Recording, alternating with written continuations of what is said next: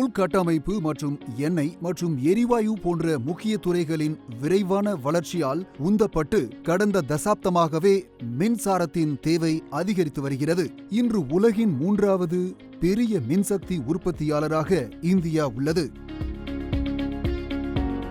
நாட்டின் நிறுவப்பட்ட மின் உற்பத்தி திறன் 2006ஆம் ஆண்டில் 124 கிகாவாட்டாக இருந்த நிலையில் 2020ஆம் ஆண்டில் இது 374 கிகாவாட்டாக உயர்ந்துள்ளது. 2019-20ஆம் ஆண்டில் மின்சாரத்திற்கான உச்ச தேவை சுமார் 177 கிகாவாட்டாக இருந்தது. ஒரு ஆரோக்கியமான மற்றும் நிதி ரீதியாக சாத்தியமான மின்துறை மின்சார விநியோக நிறுவனங்களை உள்ளடக்கிய திறமையான மற்றும் துடிப்பான விநியோகத்துறையை சார்ந்துள்ளது. இது ஒரு ஒருங்கிணைந்த உறவை பிரதிபலிக்கிறது.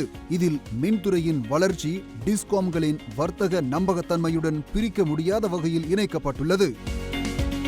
நிலக்கரி மின்சார கலவையின் ஒரு மேலாதிக்க அங்கமாக தொடர்கிறது. இந்த நிலைமை தீவிரமாக மாற வாய்ப்பில்லை மற்றும் 2030ஆம் ஆண்டளவில் தேசிய கட்டமைப்புடன் இணைக்கப்பட்ட நிலக்கரியால் இயங்கும் ஆலைகளின் ஒட்டுமொத்த உற்பத்தி திறன் 36% இருக்கும் என எதிர்பார்க்கப்படுகிறது.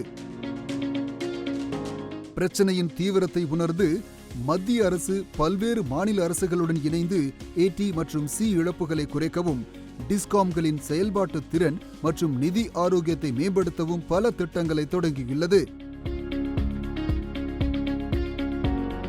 உஜ்வல் டிஸ்காம் அஷூரன்ஸ் யோஜனா என்பது AT மற்றும் C இழப்புகளை 15% குறைக்கும் நோக்கத்துடன் தொடங்கப்பட்ட ஒரு திட்டமாகும்.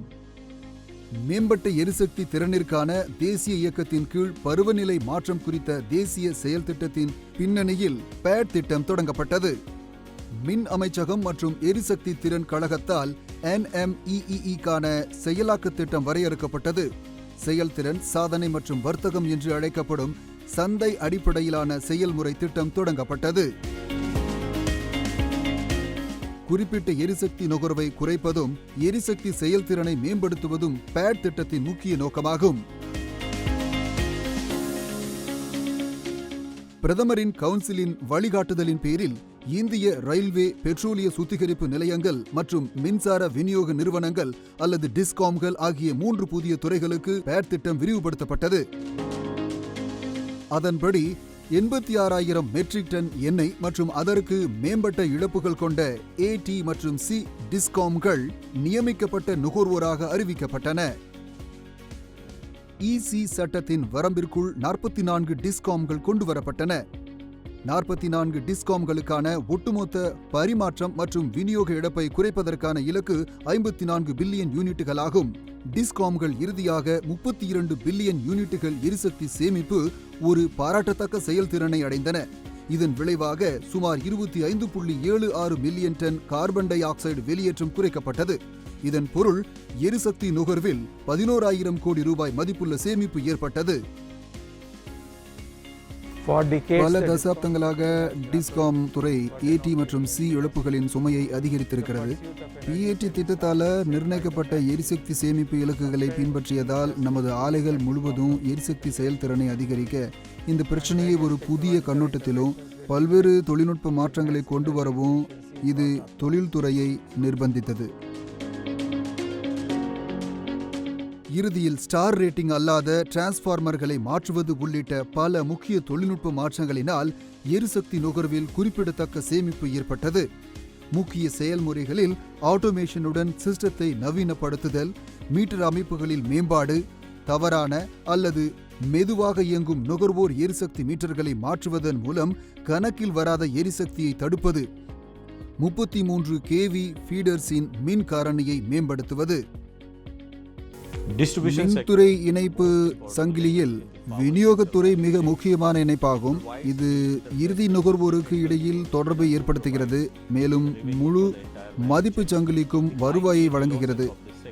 மின்துறையில் சீர்திருத்தங்களுக்கு மிகப்பெரிய சவாலாக இந்த துறையில் அதிக T மற்றும் D இழப்புகள் இருக்கும் நிலையில் உதய் ஒருங்கிணைந்த மின் மேம்பாட்டு திட்டம், தீன்தயாள் உபாத்யாய் கிராம ஜோதி யோஜனா போன்ற பல திட்டங்களை இந்திய அரசு தொடங்கியுள்ளது. 44 மின்சார விநியோக நிறுவனங்கள் PAT சுழற்சி 2 சேர்க்கப்பட்டிருக்கின்றன. T மற்றும் D இழப்புகளை குறைப்பதற்கும் கூட இலக்குகள் உள்ளன. மேலும் இந்த 44 மின்சார விநியோக நிறுவனங்கள் 11,000 கோடி ரூபாய் மதிப்புள்ள 32 பில்லியன் யூனிட்டுகளின் ஆற்றலை சேமித்துள்ளன என்பதை இங்கு பகிர்ந்து கொள்வதில் மகிழ்ச்சி அடைகிறோம். PAT சுழற்சி 2 விளைவுகளினால் டிஸ்காம்கள் இனியும் கணிசமாக AT மற்றும் C இழப்புகளை குறைக்க முடியும் என்று நிரூபிக்கப்பட்டுள்ளது. அதே நேரத்தில் தங்கள் அனைத்து செயல்பாடுகளிலும் எரிசக்தி திறனை அதிகரிக்க முடியும். எரிசக்தி சிக்கனத்தை நோக்கி, கார்பன் வெளியேற்றத்தை குறைப்பது நோக்கி, இந்தியாவின் மின்துறைக்கு ஆதரவை வலுப்படுத்தும் வகையில் சாத்தியமான செயல்பாடுகளை நோக்கி, எதிர்கால சந்ததியினருக்கு தூய்மையான சூழலை உருவாக்குவதை நோக்கி, பருவநிலை மாற்றத்திற்கு எதிரான போரில் இந்தியாவின் டிஸ்காம் துறை வலுவாக நிற்கிறது.